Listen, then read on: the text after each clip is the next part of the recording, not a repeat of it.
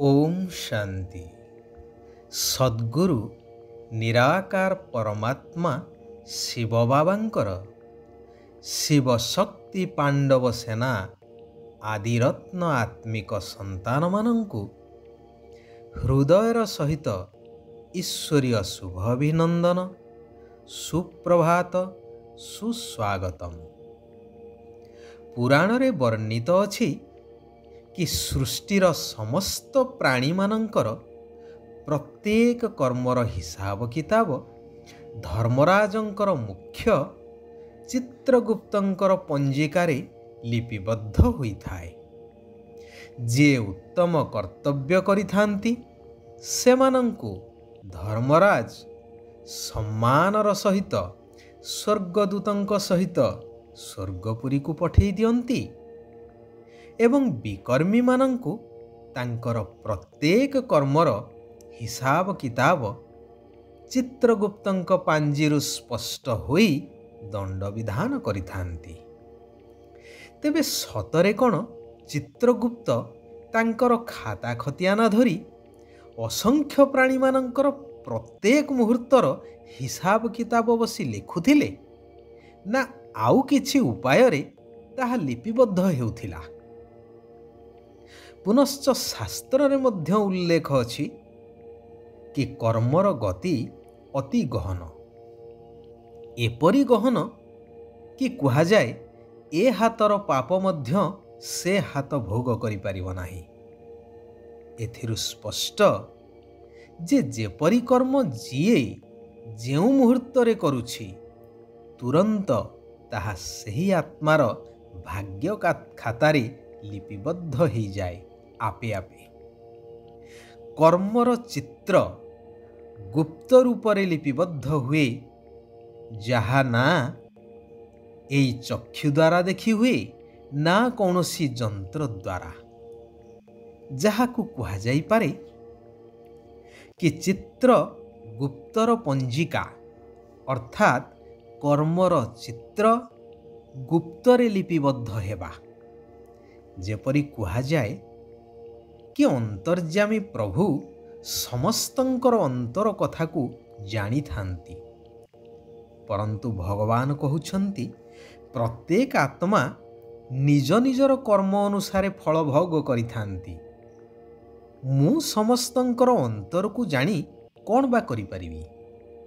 मु तो सुकर्म करिवार शिक्षा देइथाए, जद्वारा आत्मा धर्मराजंकर दंडर मुक्ति पाई स्वर्गर अधिकारी ही थाए।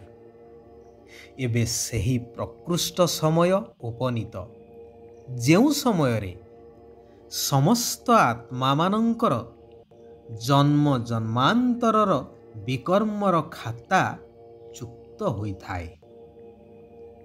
जेउ समय को कल्याणकारी पुरुषोत्तम संगम जुग बोली कुहा जाए। भगवान कहउछंती मिठा संतानगण जोग बल द्वारा दुखर खाता को चुक्त करी सुखर खाता जमा करी चाल। सच्चा व्यापारी हुई निजर संपूर्ण हिसाब बाहर कर। एठारे स्मरण करी दिया जाई पारे कि जोग कहिले कौनसी शारीरिक हट जोग कथा कुहा जाउ नाही।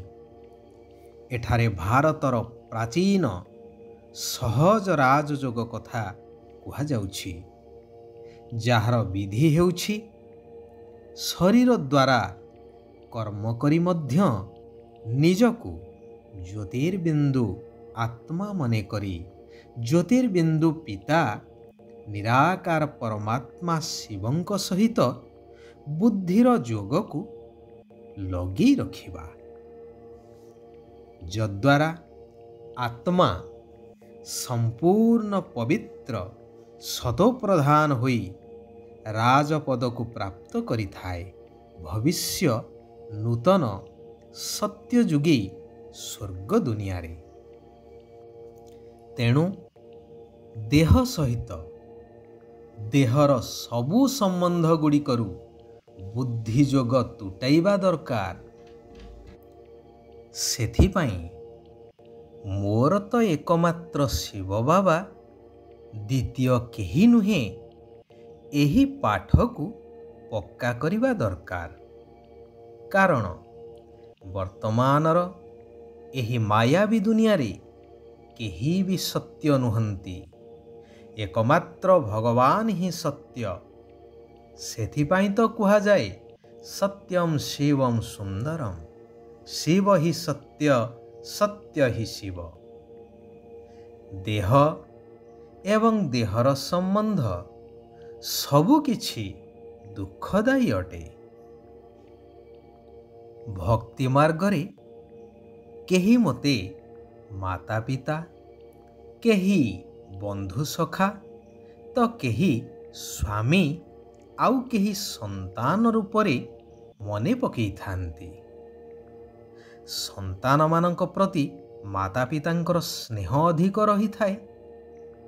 ତେଣୁ ଏବେ ତୁମେ ମୋତେ ନିଜର ସନ୍ତାନ କରିଦିଅ, ତେବେ ମୁଁ ତୁମର ଏତେ ସେବା କରିବି ଯେ 21 ଜନ୍ମ ତୁମେ ସର୍ବଦା ସୁଖୀ ରହିବ। କୁହାଯାଏ ନା, ସଚ୍ଚା ସନ୍ତାନ 21 କୁଳର ଉଦ୍ଧାର କରିଥାନ୍ତି। ମୋତେ ନିଜର ଉତ୍ତରାଧିକାରୀ କରିଦିଅ, ତେବେ ମୁଁ ତୁମକୁ ସତ୍ୟ ଯୁଗୀ ସ୍ୱର୍ଗର ସମ୍ପତ୍ତିର ମାଲିକ କରିଦେବି। ଯଦି ସ୍ୱାମୀ ରୂପରେ ବରଣ କରିବ, ତେବେ ତ ଦିବ୍ୟ ଗୁଣରେ ସୁସଜ୍ଜିତ କରି ସ୍ୱର୍ଗର ମହାରାଣୀ କରିଦେବି। ଭାଇ କରିଦିଅ, ସଖା କରିଦିଅ, ତେବେ ସର୍ବଦା ସାଥେ ସାଥେ ରହି ତୁମକୁ ସୁଖ ପ୍ରଦାନ କରିବି। ଯଦି ମୋ ସହିତ ସର୍ବସମ୍ବନ୍ଧ ଯୋଡ଼ିବ, ତେବେ ଦେହର ସମ୍ବନ୍ଧ ଠାରୁ ସ୍ୱତଃ ବୁଦ୍ଧିଯୋଗ ବାହାରିଯିବ। ତେବେ ଏତେ ଶ୍ରେଷ୍ଠ କରୁଥିବା ବାବାଙ୍କ ପ୍ରତି ହୃଦୟରୁ ସ୍ୱତଃ ଆନନ୍ଦରେ ଗୀତ ବାହାରିବା ଦରକାର କି କେତେ ମିଠା, କେତେ ସ୍ନେହୀ ଶିବ ଭୋଳା ଭଗବାନ। ଯେହେତୁ ଏବେ କଳିଯୁଗର ଅନ୍ତିମ ସମୟ, କିଏ ଚାହୁଁ ବା ନ ଚାହୁଁ ସମସ୍ତଙ୍କୁ ଶାନ୍ତିଧାମ ଘରକୁ ଫେରିବାକୁ ହେବ। ତେଣୁ ଦେହର ଅଭିମାନକୁ ଛାଡ଼ି ବାବାଙ୍କ ସଦୃଶ ଅଶରୀରୀ ବିନ୍ଦୁ ହେବାକୁ ପଡ଼ିବ, ଯାହା ଆମର ବାସ୍ତବିକ ସ୍ୱରୂପ, ଆତ୍ମିକ ସ୍ୱରୂପ, ଜ୍ୟୋତି ସ୍ୱରୂପ। ଏହା ପୁରୁଣା ଶରୀର, ତେଣୁ ସାକ୍ଷୀ ହୋଇ ସବୁ କିଛି ଦେଖିବାର ଅଛି। ଶିବ ବାବାଙ୍କର ଶ୍ରେଷ୍ଠ ମତରେ ଚାଲି ପବିତ୍ର ହେବାକୁ ପଡ଼ିବ। ଧର୍ମରାଜଙ୍କର କଠୋର ଦଣ୍ଡରୁ ମୁକ୍ତ ହେବା ପାଇଁ ହେଲେ ବର୍ତ୍ତମାନ ଠାରୁ ଏପରି ଅବସ୍ଥା ଗଢ଼ିବାକୁ ହେବ, ଯେପରି ଅନ୍ତିମ ସମୟରେ ଏକମାତ୍ର ନିରାକାର ଶିବ ବାବାଙ୍କ ବ୍ୟତୀତ କେହି ବି ମନେ ନ ପଡ଼ନ୍ତୁ। ଶିବ ବାବା କହୁଛନ୍ତି, ସ୍ୱ ଏବଂ ସେବାର ସନ୍ତୁଳନ ଦ୍ୱାରା ଆଶୀର୍ବାଦ ନେଉଥିବା ଏବଂ ଦେଉଥିବା ସର୍ବଦା ସଫଳତା ମୂରତ ଆତ୍ମା ହୁଅ। ପରମାତ୍ମା ଏବଂ ସର୍ବ ଈଶ୍ୱରୀୟ ପରିବାରର ଆଶୀର୍ବାଦ ହିଁ ଶ୍ରେଷ୍ଠ ପାଳନା ଅଟେ। କେବଳ ଆଶୀର୍ବାଦ ନେଇ ଚାଲ ଏବଂ ସମସ୍ତଙ୍କୁ ଆଶୀର୍ବାଦ ଦେଇ ଚାଲ, ତେବେ ସହଜରେ ସଫଳତା ମୂରତ ହୋଇଯିବ। ନିଜେ ଗୁଣମୂରତ ହେବା ଏବଂ ସମସ୍ତଙ୍କୁ ଗୁଣମୂରତ କରିବା, ଏହା ହିଁ ହେଉଛି ମହାଦାନ। ଆଚ୍ଛା, ଆଜି ପାଇଁ ଏତିକି। ଆସନ୍ତାକାଲି ପୁନଶ୍ଚ ଆମେମାନେ ଏକତ୍ରିତ ହେବା ନିଜ ଆତ୍ମାର ତଥା ସାରା ବିଶ୍ୱର କଲ୍ୟାଣାର୍ଥେ ସେହି କଲ୍ୟାଣକାରୀ ପରମାତ୍ମାଙ୍କର ଆଉ କିଛି ଅମୂଲ୍ୟ ମହାବାକ୍ୟକୁ ଆଲୋଚନା ମାଧ୍ୟମରେ ଜୀବନରେ ଧାରଣ କରିବା। ଓମ୍ ଶାନ୍ତି, ଓମ୍ ଶାନ୍ତି, ଓମ୍ ଶାନ୍ତି।